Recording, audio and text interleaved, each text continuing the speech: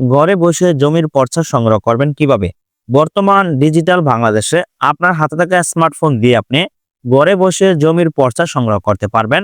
বাংলাদেশে CS, এসএআরএস, BRS এর মতো বিভিন্ন ধরনের খতিয়ান প্রচলিত আছে।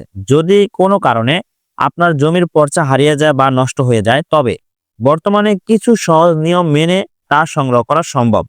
ভূমি মন্ত্রণালয়ের স্বয়ংক্রিয় ভূমি ব্যবস্থাপনা সিস্টেম মিউটেশন স্মার্ট ভূমি সেবার কল্যাণে এখন ঘরে বসে অনলাইনে জমির পর্চা বের করা যায়, যার ফলে সময় ও শ্রম দুটোই বাঁচে।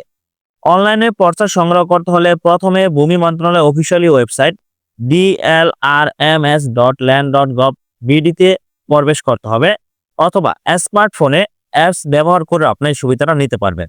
তবে যদি আপনি ভূমি মন্ত্রণালয় অফিসিয়ালি ওয়েবসাইটের মাধ্যমে জমির পর্চা বের করতে চান, সেক্ষেত্রে আপনার ভূমি মন্ত্রণালয় অফিসিয়ালি ওয়েবসাইটে প্রবেশ করে আপনার কয়েকটি ধাপ অনুসরণ করে তারপর আপনি জমির পর্চা বের করতে পারবেন। প্রথমত, 1 নম্বর, খতিয়ানের ধরন নির্বাচন। প্রথমে আপনাকে সার্ভে খতিয়ান অথবা নামজারি খতিয়ান এর মধ্যে থেকে আপনার কাঙ্ক্ষিত ধরনটি বেছে নিতে হবে।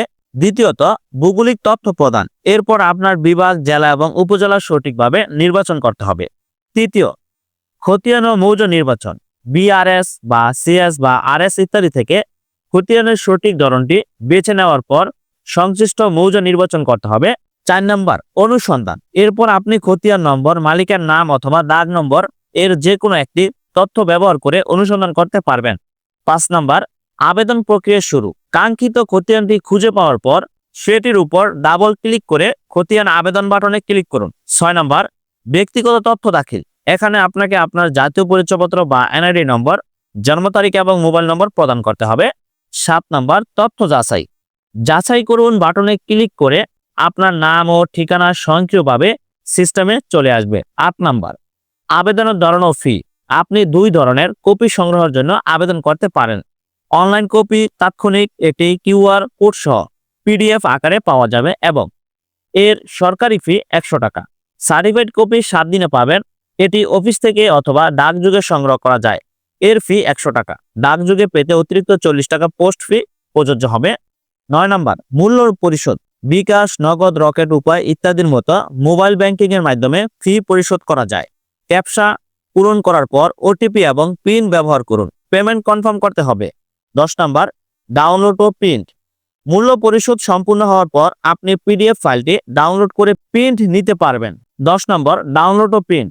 মূল্য পরিশোধ সম্পূর্ণ হওয়ার পর আপনি পিডিএফ ফাইলটি ডাউনলোড করে প্রিন্ট করে নিতে পারবেন। এই কপিতে মালিকের নাম, অংশ, দাগ, জমির শ্রেণী সব বিস্তারিত তথ্য থাকবে।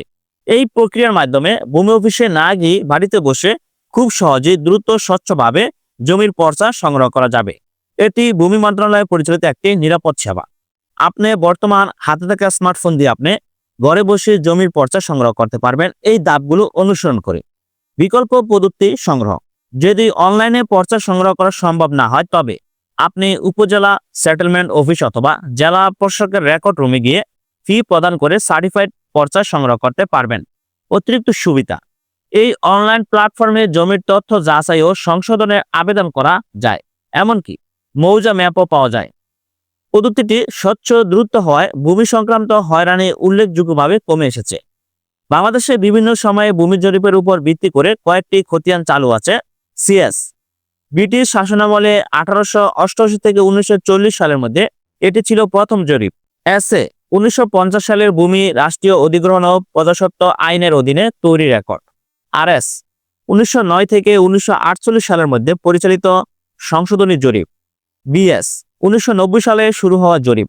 বিআরএস, বাংলাদেশ ডিভিশনাল সার্ভে, এটি 1998 সাল থেকে শুরু হওয়া আধুনিক জরিপ যা কম্পিউটার প্রিন্টে প্রকাশিত এবং এখনো প্রচলিত আছে। বিডিএস, বাংলাদেশ ডিজিটাল সার্ভে, এটি সাম্প্রতিককালের ডিজিটাল জরিপ। বর্তমান বিডিএস রেকর্ড বাংলাদেশে চলমান রয়েছে। এই জরিপ বাংলাদেশের সর্বশেষ জরিপ। ভূমি ব্যবস্থাপনাকে ডিজিটালাইজেশন করার লক্ষ্যে বর্তমানে বিডিএস রেকর্ড চলমান রয়েছে। ভূমি মন্ত্রণালয়ের পক্ষ থেকে মানুষ বর্তমানে ঘরে বসে ভূমি সংক্রান্ত সকল সেবা পাবেন। BDS record Bangladesh digital survey বর্তমান চলমান রয়েছে। বিস্তারিত তথ্য জানতে চাইলে বিডিএস রেকর্ড সংক্রান্ত বিষয়ে তাহলে land.gov.bd ওয়েবসাইটে প্রবেশ করে আপনি জেনে নিতে পারবেন। আশা করি আপনারা সকলে বুঝতে পারছেন। ধন্যবাদ সকলকে, ভালো থাকবেন, সুস্থ থাকবেন, আল্লাহ হাফেজ।